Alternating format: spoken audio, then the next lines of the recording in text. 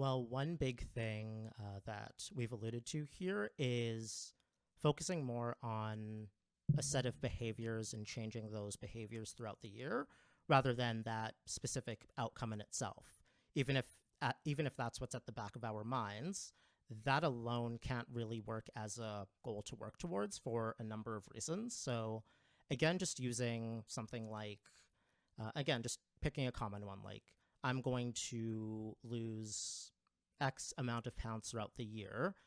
If we look at how we normally want to formulate goals, that is a specific number, but there isn't really a process or behavior involved there where we're able to track our success towards that. We're able to know, have I done what I was supposed to in this particular week, when it's really just a big goal at the end of the road. So a big thing there is, so there are a few pieces here that I think are important in trying to formulate goals in a better way. One just very common one that a lot of people are going to be familiar with is something like using a SMART goal kind of structure. So again, starting with something that is specific, because if we want to be able to actually measure our success, having specific indicators makes that a lot easier.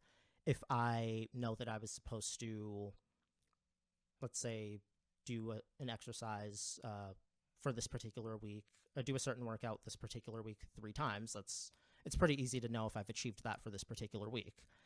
It's also very easy to measure that because, again, you're just doing what you set out to do there.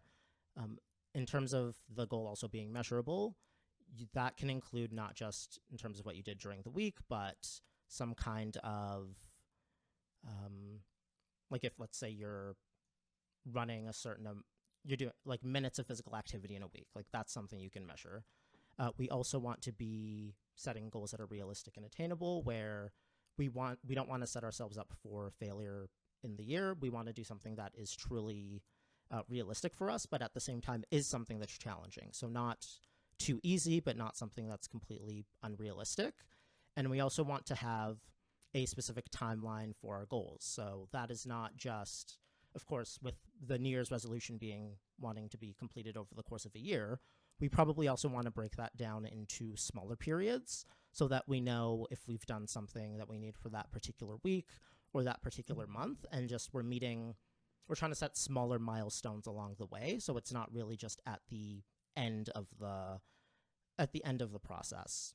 We also want to be able to evaluate our goals at the end of the day and see, or not the end of the day, but let's say, again, those weekly or monthly targets, evaluating if we've done that, and if not, potentially just reassessing what can we change here. Do we need to adjust the goal itself? Do we need to adjust some kind of approach, some surrounding factors that may be causing challenges? And yeah, just being able to reassess and readjust from there by setting a goal that is, like we said, something that's more of like a SMART or SMARTer goal with that common acronym.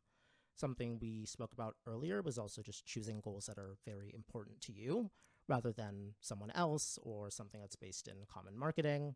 And again, that behavior focus to our goals, because it's easier to set out to do a certain set of behaviors each week rather than focusing at that, again, that background goal of, like, let's say a certain weight loss goal, or our goal is to, do something like that. We're trying to actually set goals for behaviors to work towards that, whether that be eating a certain way, whether that be being more physically active, or just, again, anything related to our health rather than either having, like we said, a weight goal or just a very vague, like, be healthier kind of goal, having those specific behaviors that are set.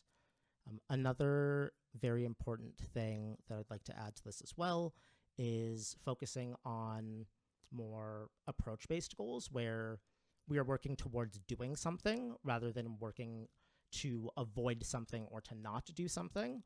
Research also suggests that setting our goals up that way is more likely to be successful.